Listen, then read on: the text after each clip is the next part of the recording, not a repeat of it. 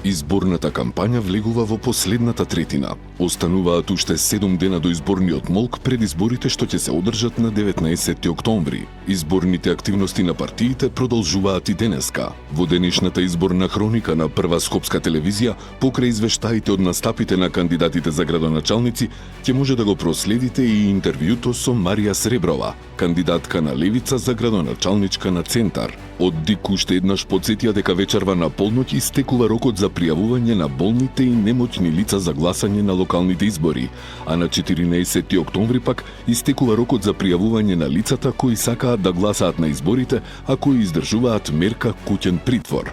Немоќните или болни лица, лицата во куќен притвор, затворениците и лицата во старските домови гласаат во сабота на 18 октомври, еден ден пред денот определен за гласање на изборите. Обезбедивме овде зад нас градежна парцела за изградба на новата поликлиника, а целосно изработен и основниот проект според кој новата зграда ќе се простира на површина од 1780 метри квадратни и ќе има подрум, приземје и кат. Објектот ќе биде лоциран токму на оваа локација зад нас, зад постојниот паркинг во Расадник, на централна и достапна локација за сите наши жители. Во новата поликлиника ќе бидат сместени сите неопходни служби за современа здравствена заштита. На приземјето ќе има лабораторија, стоматолошка ординација, детски оддел, хитна и дежурна служба, ортопедија и матични лекари. Визијата е конкретна да ја вратиме чаршијата на скопјани. Имаме решение за чаршијата.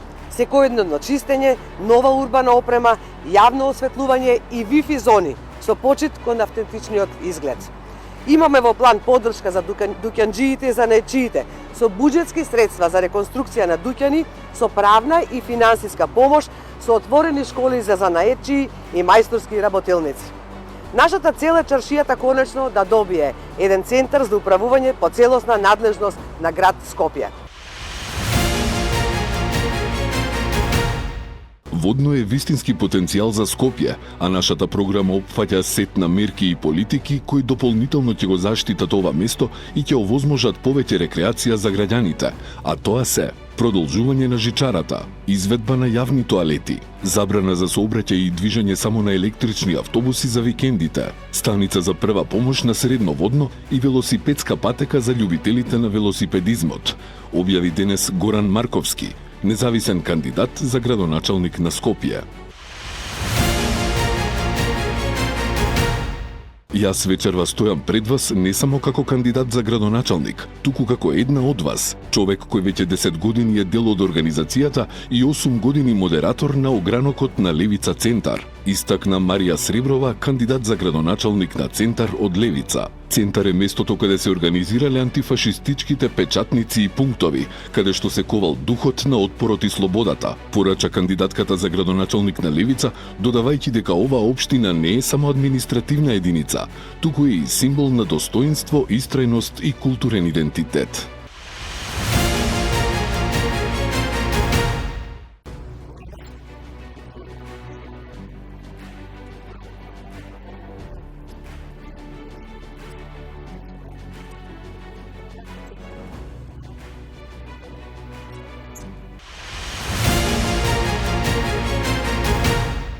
Во Живко Брајковски мора да има дом за култура и да се прошири плоштадот за култура, спорт и забава.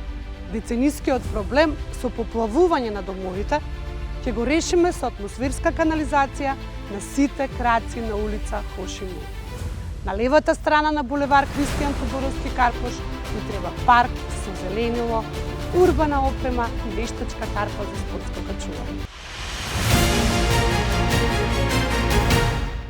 Од првиот ден на моето управување ќе го искоренам чекањето, провизиите и рушветот, преку целосна дигитализација на сите општински процеси. Општината мора да стане услуга до која ќе стигнеш од еден телефон, во било кое време и од било кое место. Нема повеќе враќање на шалтер, нема повеќе не е ова наша работа. Јас нема да барам граѓаните да доаѓаат кај мене, туку општината да оди кај нив, преку технологијата. Ќе воведам апликација каква што има секоја нормална европска општина.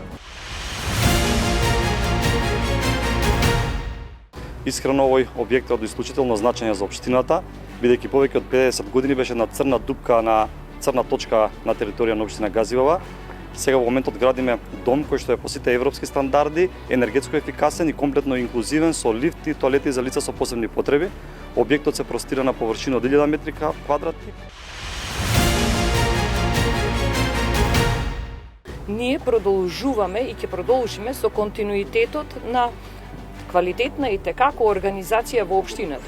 Значи продолжуваме со градежна офанзива и поддршка на сите оние проекти кои се овозможени и поддржани од страна на владата на Република Македонија и премиерот Мицкоски, но и со нови дополнителни проекти, што значи квалитетен живот за граѓаните.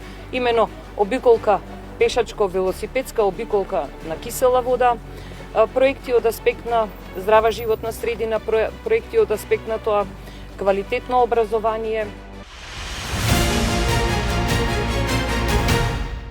Од тука во делот на програмата Визија за Чаир, која што е подготвена од најеминентните архитекти во светот, се предвидува ревитализирање, обновување на Чаирската чаршија во едно живо наследство, во кое што историјата и модерното ќе заживеат во едно, во кое што ќе се унифицира кодот на дизајнот, во кое што ќе се врати старите занаети, а општината ќе ги субвенционира из наследството на занаетите и отварањето на бизнисите. Длабока и искрена благодарност до владата на Република Македонија, а особено до премиерот Христијан Мицковски за континуираната поддршка во текот на целиот овој изминат период. Ви благодарам, премиери.